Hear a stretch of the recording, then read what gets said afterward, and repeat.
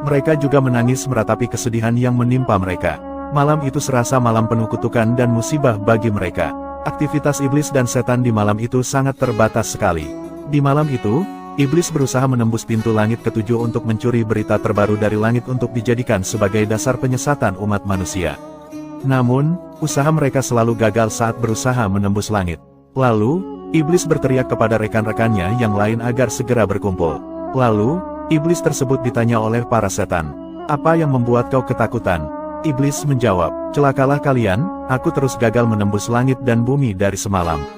Ada peristiwa besar yang telah terjadi di bumi sebagaimana apa yang terjadi saat Tuhan menciptakan Nabi Isa putra Maryam. Maka, pergilah kalian dan lihatlah apa yang sedang terjadi." Setan-setan pun lalu berpencar ke seluruh penjuru dunia untuk memastikan apa peristiwa besar yang sedang terjadi. Kemudian, mereka berkumpul kembali dan berkata, "Kami tidak menemukan apa-apa." Karena tidak mendapatkan informasi apapun dari para setan, iblis lantas turun ke bumi dan mengelilinginya untuk mencari tahu apa sebetulnya yang sedang terjadi. Kemudian, sampailah iblis di kota suci Makkah. Di sana ia melihat ada sebuah rumah yang dikelilingi oleh para malaikat. Iblis kemudian berusaha masuk ke sana tetapi tidak berhasil. Hingga kemudian, ia lantas berubah menjadi burung kutilang, lalu berhasil masuk hingga bisa menemui malaikat Jibril. Iblis bertanya kepada malaikat Jibril, "Apa yang sedang terjadi di bumi ini?" Jibril menjawab, "Nabi Muhammad telah lahir." Iblis berkata lagi, "Apakah saya dapat bagian di dalamnya?" Jibril menjawab, "Tentu tidak." Iblis saat itu lantas bermaksud ingin melancarkan serangan, tapi pada akhirnya ia malah dikurung selama 40 hari dan tahtanya ditenggelamkan juga selama 40 hari. Saat malam kelahiran Nabi Muhammad, semua makhluk di alam semesta bergembira menyambut kelahirannya kecuali iblis yang menjerit keras dan menangis meratapi kesedihan. Syekh Bakiyuddin bin Muhlat dalam tafsirnya menjelaskan, bahwa iblis pernah menjerit dan meratap sedih sebanyak 4 kali. Yaitu ketika dilaknat, ketika diusir dari surga, ketika Rasulullah dilahirkan, dan ketika diturunkannya surat Al-Fatihah. Dalam kitab Al-Khosyaisul Kubro, Imam Jalaluddin Asyuyuti menjelaskan, bahwa tatkala Nabi Muhammad dilahirkan, langit kala itu menyinari bumi dengan begitu terangnya. Iblis lalu berkata, "Di malam ini telah dilahirkan seorang anak yang akan merusak semua rencana kita untuk menyesatkan umat manusia." Lalu para punggawa iblis berpendapat, "Bagaimana seandainya Anda pergi menemuinya lalu Anda merusak akalnya?"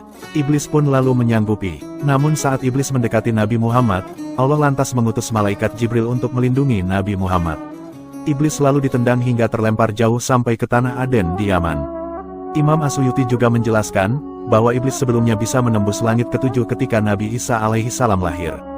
Namun saat Nabi Muhammad lahir, ia terhalang dan hanya bisa menembus langit keempat. Setelah peristiwa itulah iblis tidak bisa lagi menembus langit untuk selama-lamanya. Saat ini, di tengah banyaknya penghinaan terhadap Nabi Muhammad baik yang dilakukan orang-orang kafir maupun mereka yang mengakui sebagai muslim, sebaiknya mari kita sedikit merenung. Dahulu, alam semesta berbahagia menyambut kelahiran Nabi Muhammad sang pembawa kabar gembira dan penebar rahmat. Rasa bahagia ini adalah sesuatu yang sangat manusiawi ketika seseorang mengingat kenikmatan yang Allah berikan pada seorang muslim. Namun, ada dua kelompok makhluk yang bersedih atas kelahiran Nabi Muhammad SAW. Yang pertama, adalah iblis dan sekutunya. Mereka tahu bahwa kelahiran Nabi Muhammad ini akan membawa keberkahan dan petunjuk pada umat manusia, yang secara otomatis akan menghalangi misi jahat iblis. Yang kedua, adalah orang-orang kafir. Mereka resah ketika mengetahui kelahiran Nabi Muhammad.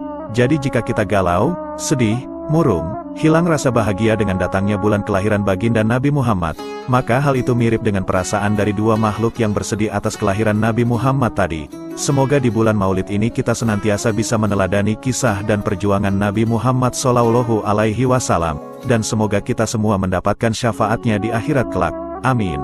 Wallahu a'lamu bishawab.